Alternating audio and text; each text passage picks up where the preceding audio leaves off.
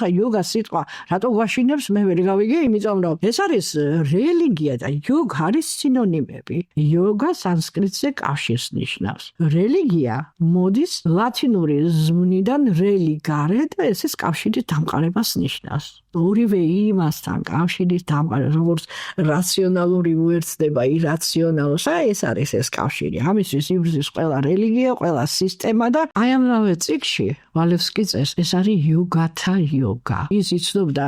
იოგათა სხვა სისტემებს რა თქმა უნდა მაგრამ ამ სისტემას მან ჩოხა ჩააცვა ხევსურებს აქვთ ფოლკლორია ხევსურული თუ კაცი კაცად ივარგებს გადუფრენს ბედის წერას არ გავყვეთ ბედის წერის დინებას ნაფოტივით აი ეს სისტემა გასწავლის როგორ უნდა ისწავლო სურვა მე რომ მივყვები მდინარეს ნაფოტივით შენ სურვა იცი და რომელ ნაპირზეც გინდა იქ გახვალ შენი აზროვნების ძალით შეგიძლია იმოქმედო მოვლენებზე შექმნა მიზეზი როცა შენ ქმნი მიზეზს შედეგით სათანადოდ დგება და შენ რომ ნაპოტივით მიდიხარ და არ იცი ვინ ახარ რა გინდა სად ახარ ეს უკვე უვიცობაა